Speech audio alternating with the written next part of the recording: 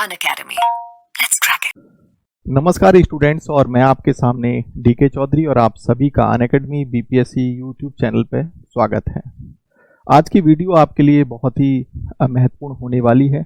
आज की वीडियो में हम डिस्कशन करेंगे कि जो यूपी में एसआई भर्ती है उसको लेकर, उसके अपडेशन को लेकर, साथ में जो बिहार में एसआई की परीक्षा होने वाली है 26 दिसंबर को, उसके अपडेशन के विषय में बात होगी, चर्चा होगी। पहला पॉइंट हमारा होगा कि सभी अभ्यर्थियों के लिए महत्वपूर्ण निर्देश है। दूसरा है रिट के मामले पर हाई कोर्ट का अपडेट, और तीसरा है कि हाई कोर्ट कैसे रिट एक्सेप्ट कर सकता है, और चौथा है भर्ती बोर्ड द्वारा रिजल्ट शीघ्र ही जारी होगा और आगे की तैयारी करते रहें डीबी और पीएसटी और दौड़। चलिए खैर हम अपडेशन शुरू करते हैं। पहला पॉइंट बेटा, सबसे बड़ी बात आती है कि इस भर्ती को लेकर, जो यूपी में भर्ती हो रही है एसआई की, इसको लेकर बच्चा काफ़ी भ्रमित भी है, परेशान भी है, और उनकी परेशानी अपने आप में जायज़ भी है। बच्चा बीच में अटका हुआ है, यानी कि जो स्टूडेंट है जिन्होंने परीक्षाएं दी थी। हाई कोर्ट में ये जो है, हाई कोर्ट में जो रिट दायर अभी तक हालांकि नहीं हुई है, लेकिन हाई कोर्ट में रिट दायर करने को लेकर परीक्षार्थी, जो अभ्यर्थी हैं, वो जो है बार बार प्रयास कर भी रहे हैं। तो इसमें जो बच्चा है वो दोनों तरह का बच्चा परेशान हो रहा है। जिसके अच्छे मार्क्स हैं वो भी परेशान है, और जिसके कम मार्क्स हैं वो भी परेशान है। मैं आपसे बस एक बात ये कहना चाहता हूँ कि मेरे पास बहुत से बच्चों के ऐसे फ़ोन आए जिनका 120 प्लस भी है, और वो कह रहे हैं कि सर अगर परीक्षा में धांधली हुई है तो फिर हमारा मार्क्स, यानी कि हमारा नंबर तो नहीं आएगा। ये बात बिल्कुल बेटा डेफिनेट, बिल्कुल सही बात है। अगर वाकई परीक्षा में धांधली हुई है और बड़े स्तर पर हुई है तो इसका मतलब ये संख्या 100-200 की नहीं होगी, ये हजारों की संख्या होगी। और देन जिनका 120 प्लस है तो उनकी परेशानी भी अपने आप में जायज़ है।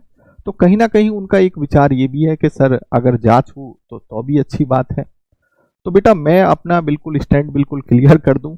मैं बिल्कुल नहीं चाहता कि भाई भर्ती परीक्षा जो है, ये जो भर्ती है वो निरस्त हो। मेरा बिल्कुल भी इस तरह की जो मेरे दिमाग में कोई भी इस तरह की चीज़ नहीं है। लेकिन आप लोगों का साथ देते रहें, आप लोगों का साथ देते रहेंगे, ठीक है।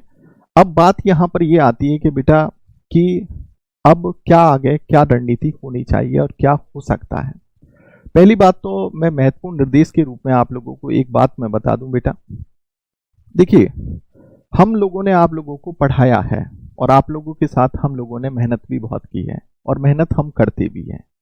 बहुत से नेगेटिव बच्चे हैं जो कि नेगेटिव बातें करते हैं कि आप तो सर ऐसा कर रहे हैं, वैसा कर रहे हैं। तो बेटा मेरा आप सभी से हाथ जोड़कर निवेदन है, हम बिल्कुल भी आप लोगों का बुरा नहीं चाहते। हम चाहते हैं कि सभी बच्चों के साथ अच्छा हो और सभी बच्चों को न्याय मिले।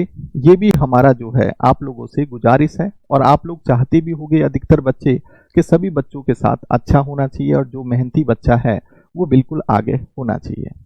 तो मैं उन्हीं सभी बच्चों से कहना चाहूँगा कि जो नेगेटिव बातें करते हैं, बेटा नेगेटिव बातें मत किया करो। हमने आप लोगों के साथ मेहनत की है, और मेहनत के साथ आप लोगों को हम पढ़ाते हैं और अच्छा कंटेंट और क्वालिटी आपको देने का प्रयास करते हैं। कभी भी आपको गलत चीज़ें नहीं बताई हैं, गलत डायरेक्शन में कभी भी आप लोगों को नहीं भेजा है। हमेशा अच्छी डायरेक्शन दी है, और हमेशा अच्छा कंटेंट आपको दिया है, और हमेशा अच्छी बातें आप लोगों के साथ करी है। तो उन सभी बच्चों से मेरा अनुरोध है कि बेटा टीचर को हमेशा मत कोसा करो। टीचर ऐसी बात नहीं है, वो आपका एक गार्जियन भी होता है, देन वो आपका मेंटरशिप भी होता है, और वो हमेशा चाहता है कि सभी बच्चों का अच्छा हो। लेकिन अब हम थोड़ा सा मुद्दे पे आ जाते हैं। मुद्दा यह है कि रिट के मामले पर हाई कोर्ट अपडेट। देखिए, हाई कोर्ट अपडेट की बात करें तो अभी तक बेटा जो कोशिशें जारी थी रिट दायर करने की, वो अभी तक हाई कोर्ट में रिट जो है एक्सेप्ट नहीं हो पाई है। हालांकि कई तरह के बच्चों ने प्रयास किए हैं, लेकिन हाई कोर्ट ने अभी तक इसको एक्सेप्ट नहीं किया है।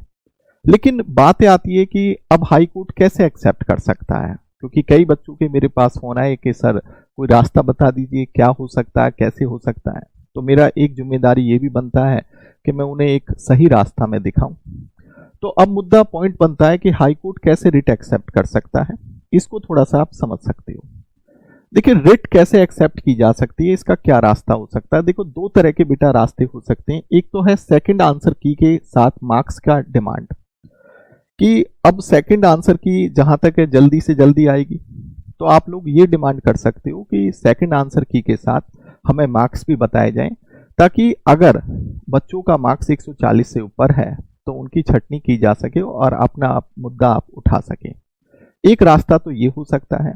अब दूसरा रास्ता क्या हो सकता है कि अगर आप हाई कोर्ट में रिट दायर करना चाहते हैं, तो हाई कोर्ट में बेटा रिट जो है इतनी आसानी के साथ दायर नहीं होती है कि आपने भर्ती बोर्ड पे आरोप लगाया और कहा कि भाई भर्ती बोर्ड ने जो है एक तरीके से धांधलीबाजी की है और देन इसकी लापरवाही की वजह से ऐसा हुआ है। तो ये जांच का विषय है, और जांच के विषय की बात आप जानते हो कि थाने में जो है रिपोर्ट लिखी जाती है, फिर जांच होती है, एक लंबी प्रक्रिया होती है। रिट इतनी आसानी के साथ दायर नहीं हो पाती है, तो फिर क्या करें? तो एक रास्ता या एक तरीका ये हो सकता है कि रिट में मार्क्स फॉर्मूले को चुनौती दी जा सकती है। यानी कि जो जिस आधार पर मार्क्स आपको दिए जाएंगे, जो नॉर्मलाइजेशन का आधार है, उसको आप समानता के आधार पर चुनौती दे सकते हो, राइट टू इक्वलिटी के आधार पर। क्योंकि मौलिक अधिकारों के अगर शोषण का मामला उठता है तो देन हाई कोर्ट को कहीं ना कहीं जो है उसकी जिम्मेदारी बन जाती है, और ये थोड़ा बहुत उस पर दबाव भी बनता है कि वो रिट को फिर लेगा, यानी कि रिट को एक्सेप्ट करेगा। तो एक मुद्दा तो आप ये उठा सकते हो कि रिट में मार्क्स फार्मूला है उसको चुनौती दे सकती हो। दूसरा पॉइंट ये है कि कंपनी की जो ट्रांसपेरेंसी है उस पर सवाल उठा सकती हो, क्योंकि आपने देखा कि यूपी में जिस कंपनी ने भर्ती करवाया, जिसको टेंडर दिया गया, वो ऑलरेडी मध्य प्रदेश में पहले से ही बैन है, और उस पर जो है लगभग जो है 2 से 3 करोड़ का जो है पहले से ही जो है कोर्ट जो है उस पर जो है पेनल्टी लगा चुका है। तो उसकी ट्रांसपेरेंसी को लेकर आप मुद्दा उठा सकते हो कि भाई जो भर्ती जिस कंपनी ने कराया है वो ऑलरेडी ट्रांसपेरेंट पहले से नहीं थी, तो देन कहीं ना कहीं ट्रांसपेरेंसी के साथ धोखा हुआ है। तीसरा मुद्दा ये हो सकता है कि पैट और यूपीएसआई मार्क्स की कंपैरिजन कॉपी। देखिए, अगर आप यूपीएसआई मार्क्स की कॉपी दिखाओगे तो ये जांच का विषय बनेगा कि ये ऐसा हुआ या नहीं हुआ।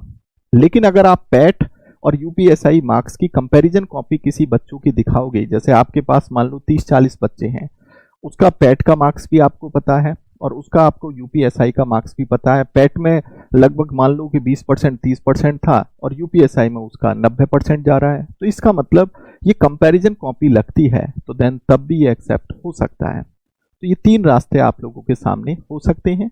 आप कंपनी पर सवाल उठा सकते हो जिसने एग्जामिनेशन किया, आप सवाल जो है रिट के मार्क्स फॉर्मूले पर उठा सकते हो, आप सवाल पैट और यूपीएसआई मार्क्स की कंपैरिजन कॉपी पर उठा सकते हो। लेकिन अब मुद्दा एक और पॉइंट बनता है कि भर्ती बोर्ड द्वारा रिजल्ट शीघ्र ही, तो कहने का मतलब है कि देखिए, मैंने आपको पहले भी बताया कि सरकार जो है शीघ्र से शीघ्र चाहेगी कि भाई ये जो प्रक्रिया है बहुत तेजी के साथ हो, और अभी जल्दी से जल्दी आपका जो है ये सेकंड जो आंसर की का जो रिजल्ट है वो आपका आने वाला होगा, शीघ्र ही जल्दी में ही आएगा। इसलिए मैं आप लोगों से गुजारिश ये करूंगा कि आप बिल्कुल हिम्मत ना हारें, अपनी आगे की तैयारी करते रहें।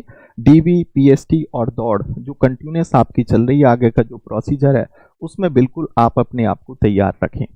लेकिन अब बात आती है यहाँ पर थोड़ी सी बिहार दरोगा एग्जामिनेशन की बात कर लें। इनका 26 दिसंबर को एग्जामिनेशन है, तो मैंने यहाँ पर पॉइंट दिया है कि एग्जाम में क्या सावधानी रखें और एग्जाम के लिए क्या करें। तो एग्जाम में सावधानी रखने का मतलब है कि बिल्कुल भी आप जो है अपने आप को डिफीट फील ना करें। सेल्फ कॉन्फिडेंस आपका जो है प्रॉपर वे में होना चाहिए, ओवर कॉन्फिडेंट आपका नहीं होना चाहिए। जो तैयारी हो चुकी है वो तैयारी आपकी कंप्लीट है। रिवीजन पे फोकस करें और पूरे मनोबल के साथ एग्जामिनेशन दें, क्योंकि अब ज़्यादा टाइमिंग नहीं है।